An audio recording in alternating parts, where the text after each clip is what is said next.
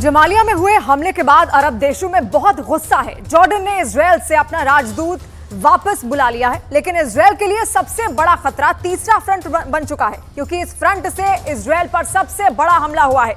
यही वजह है कि इजरायल ने अपना सबसे बड़ा हथियार एक्टिव कर दिया है।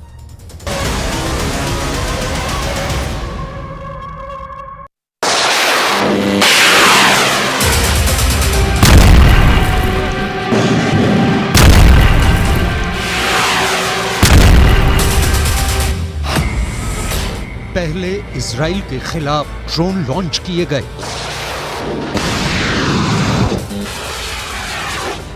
बात नहीं बनी तो इसके बाद इजराइल पर क्रूज मिसाइल दागी गई।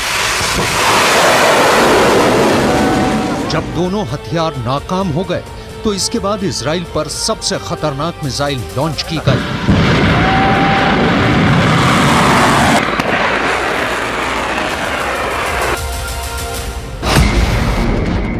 ये इजराइल के खिलाफ यमन का यलगार है। अरब देशों में यमन सबसे पहला देश बन गया है जहां के हुथी विद्रोहियों ने इजराइल के खिलाफ युद्ध का ऐलान कर दिया है।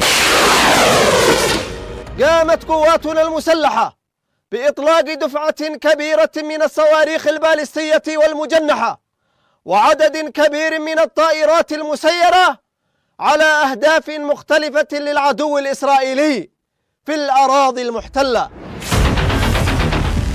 यमन के हुथी विद्रोहियों ने इजराइल को अपना दुश्मन नंबर 1 बताया है, लेकिन उसके तीनों हथियार यानी ड्रोन, क्रूज मिसाइल और बैलिस्टिक मिसाइल पहले हमले में ही नाकाम हो गए हैं। और इसकी बड़ी वजह बना इजराइल का बहुत ही सटीक एरो 3 मिसाइल डिफेंस सिस्टम, जिसकी तुलना रूस के S-400 से की जाती है।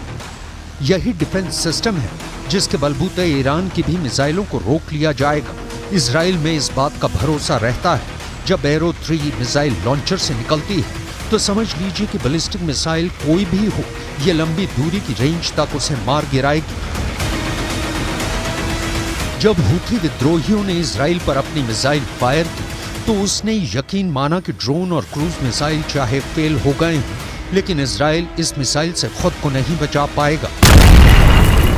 लेकिन इजराइल का ये डिफेंस सिस्टम फौरन एक्टिव हुआ और उसने हुथी की बैलिस्टिक मिसाइल को मार गिराया।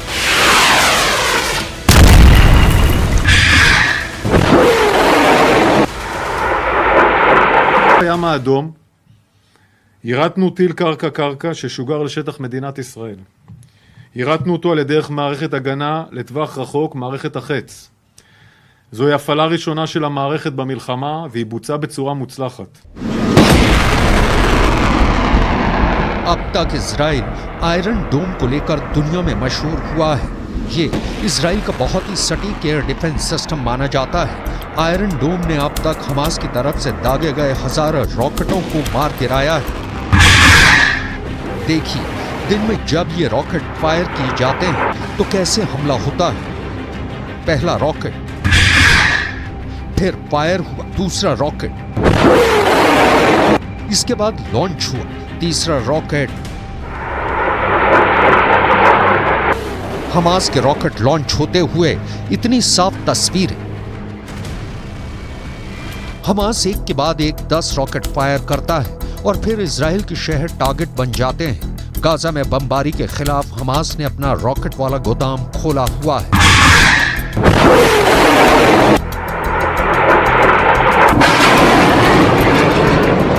लेकिन अब चैलेंज हुथी की बैलिस्टिक मिसाइल का है और इसे रोकने के लिए इजराइल का एरो डिफेंस सिस्टम पूरी तरह तैयार है।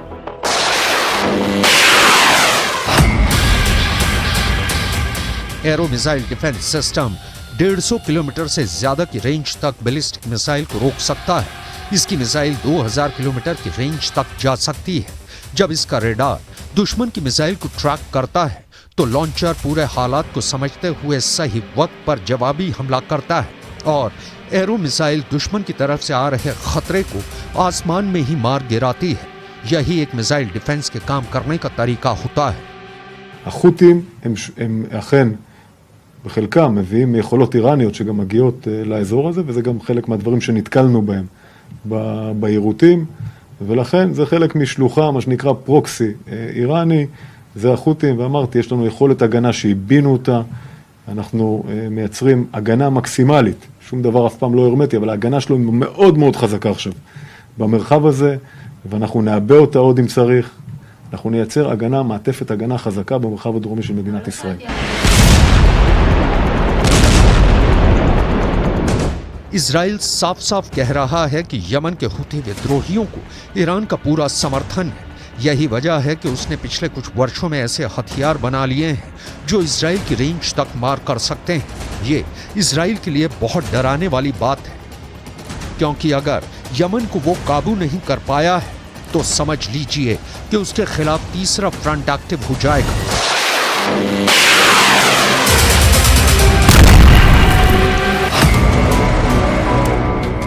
अपने आसमान को सुरक्षित रखने के लिए अभी इजराइल के पास 4 लेयर में डिफेंस सिस्टम है। पहला है आयरन डोम, जो रॉकेट और विमानों को 70 किलोमीटर के दायरे में रोक सकता है।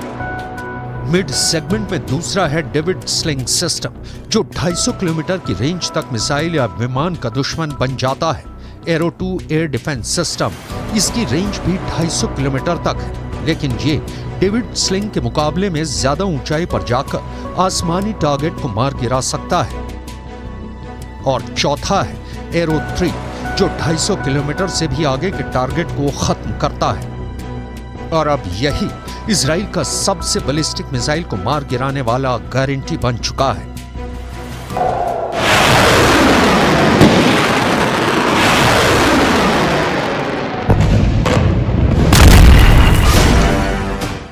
इन चारों डिफेंस सिस्टम के साथ अब इजराइल की सेना को तीसरी नजर दक्षिण की तरफ भी रखनी होगी, क्योंकि यहीं से अब सबसे खतरनाक हमले हो सकते हैं। यह हमले गाजा में हमास और लेबनान में हिजबुल्लाह से भी ताकतवर कहे जाएंगे, क्योंकि यहाँ खतरा अब लंबी दूरी की बैलिस्टिक मिसाइल से है। إن القوات المسلحة اليمنية تؤكد أن هذه العملية هي العملية الثالثة نصرة لإخواننا المظلومين في فلسطين، وتؤكد استمرارها في تنفيذ المزيد من الضربات النوعية بالصواريخ والطائرات المسيرة حتى يتوقف العدوان الإسرائيلي.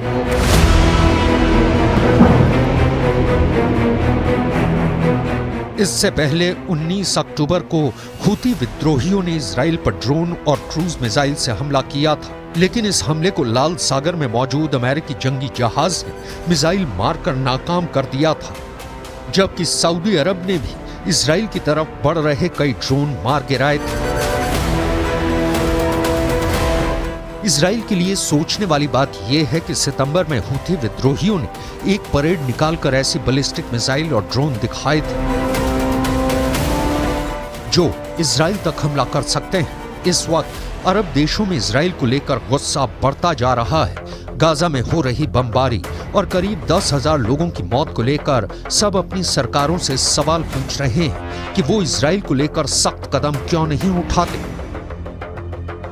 ये जॉर्डन है जो इजराइल का पड़ोसी है और उसके इजराइल से अच्छे संबंध भी हैं, लेकिन यहाँ की राजधानी अम्मान में ये प्रदर्शन बताता है कि यहाँ की पब्लिक इजराइल पर एक्शन चाहती है। लोग यहाँ प्रदर्शन में ऐसे बैनर और पोस्टर लेकर आए हैं जिन पर लिखा है कि इजराइल के साथ सभी तरह की डील खत्म की जाए और इजराइल के राजदूत को वापस भेज दिया जाए, इजराइल के दूतावास को बंद कर दिया जाए। نقول على الجانب الرسمي الأردني اليوم أن يتخذ مواقف حقيقية على أرض الواقع تتناسب مع الخطابات التي نسمعها صباح مساء، وينبغي أن يترجم ذلك بفعل حقيقي في إغلاق السفارة الصهيونية وتسليح الشعب الأردني وأخذ مواقف تجاه الأوراق التي تملكها الحكومة الأردنية اليوم تجاه اتفاقيات الطاقة مع العدو الصهيوني وإمداده بالمعلومات وبالتنسيق الأمني وبحماية الحدود وبحفظ أمنه